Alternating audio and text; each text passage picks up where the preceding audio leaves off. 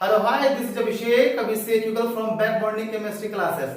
आज का क्लास हम लोग स्टार्ट करते हैं। तो देखते हैं क्वेश्चन नंबर फर्स्ट। क्वेश्चन है अर्ध जीवन काल या अर्धकोटि अभिक्रिया क्या है।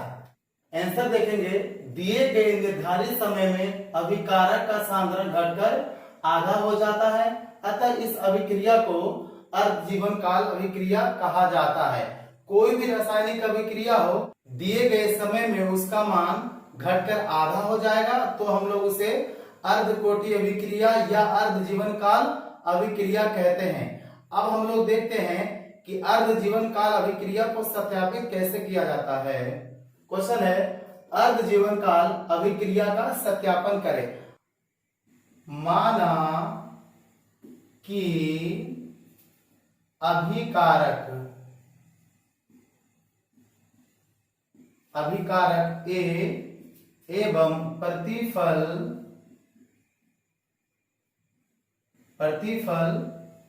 B है।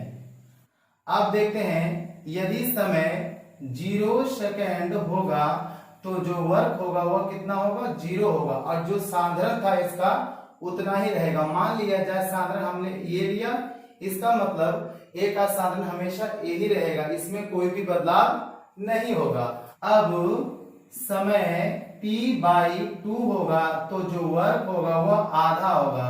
आधा का मतलब सांद्रण जो प्रारंभिक है उसका आधा होगा, अर्थात A/2 होगा।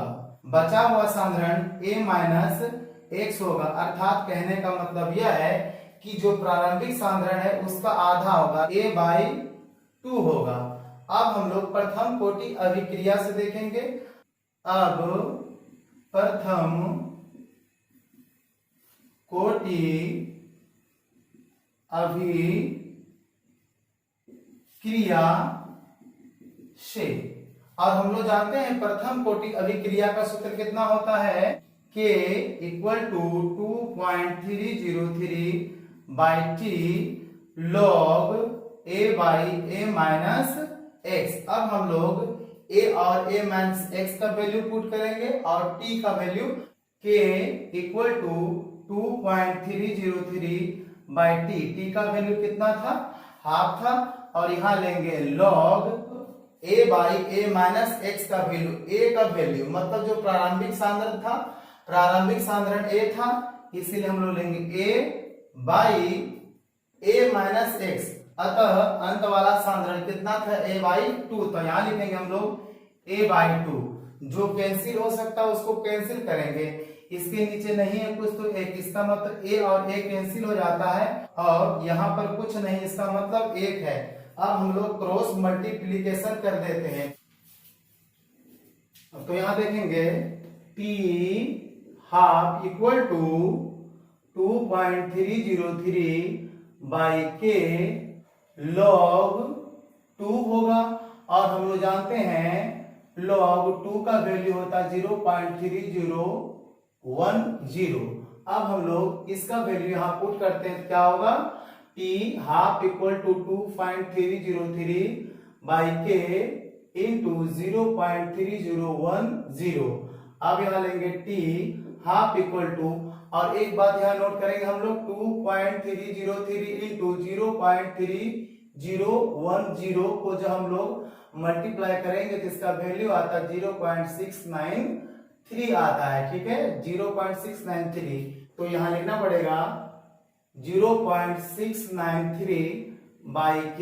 यही वाला बात को हम लोग को प्रूफ करना था, मतलब T/2 का वैल्यू, अर्थात अर्ध जीवन काल या अर्ध जीवन कोटि अभिक्रिया के लिए इसे हम लोग लिख देंगे PROVED प्रूव्ड।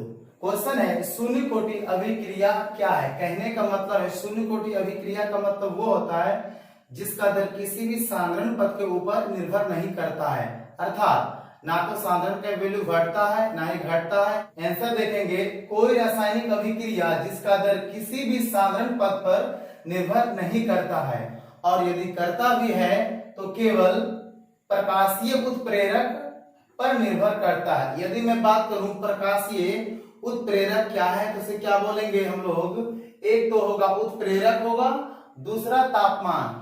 इन्हीं दोनों पर शून्य कोटि अभिक्रिया निर्भर करता है। और एक बात सामने और आती है कि ना तो अभिकारक का सांद्रण घटता है और ना ही बढ़ता है, ठीक इसी प्रकार से प्रतिफल का सांद्रण भी ना ही घटता है और ना ही बढ़ता है, अर्थात शून्य रहता है। यदि हम लोग एग्जाम्पल की बात करें, एग्जाम्पल 2NH3 अभिक्रिया करता है तो बनाता है N2 प्लस H2 3।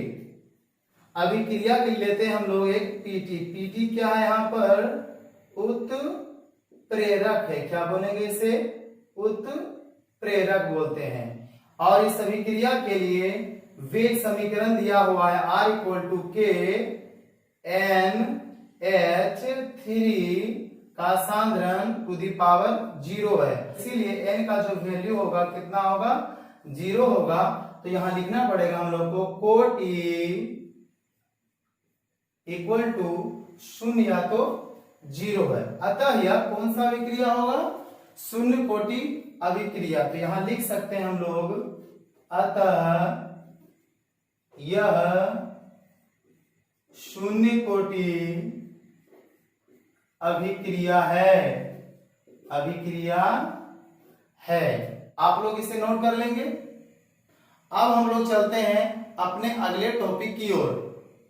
क्वेश्चन है स्यूडो, या तो छद्म या फिर झूठा प्रथम कोटि अभिक्रिया क्या है। छद्म का मतलब होता है झूठा, झूठा का मतलब उसे केवल माना गया है, अर्थात एक ऐसा प्रथम कोटि अभिक्रिया है जिसे केवल कल्पना के रूप में समझा जाता है या फिर माना जाता है। आंसर देखेंगे, इसमें दो अभिकारक लिए जाते हैं, जिसमें एक अल्प मात्रा में होता है और दूसरा अत्यधिक मात्रा में होता है। अतः इसमें अभिक्रिया का दर अल्प वाला पे, मतलब अल्प का मतलब केवल एक साधारण पद पर निर्भर करता है। अतः यह छद्म प्रथम कोटि अभिक्रिया कहलाता है। यदि हम लोग इसके लिए एग्जाम्पल लेते हैं तो यहां देखेंगे अभिकारक A प्लस B मान लेते हैं, क्योंकि यहाँ पे हम लोग को दो लेना है, एक अल्प वाला और एक अत्यधिक वाला लेना है। अभिक्रिया करता है तो बनाता है प्रतिफल, इसे मान लेंगे हम लोग C है। एक की मात्रा इसमें हम लोग क्या लेंगे, अल्प लेते हैं, और एक की मात्रा अत्यधिक लेते हैं।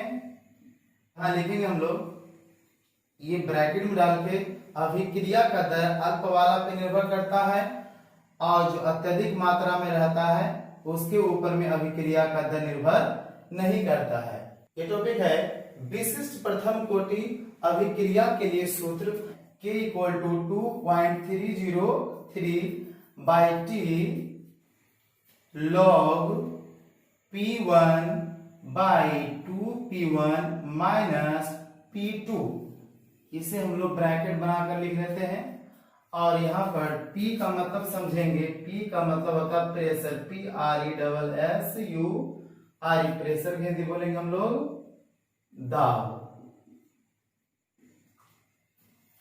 जो पिछले क्लास में क्वेश्चन पढ़े थे प्रथम कोटि अभिक्रिया और इस क्लास में शून्य कोटि अभिक्रिया और अर्ध जीवन काल अभिक्रिया, इन सभी पे कुछ न्यूमेरिकल क्वेश्चन आपके एनसीईआरटी बुक में दिए हुए हैं, जो कि आपके एग्जाम के लिए बहुत ही इंपॉर्टेंट है। तो हम लोग इसका सॉल्यूशन करते हैं।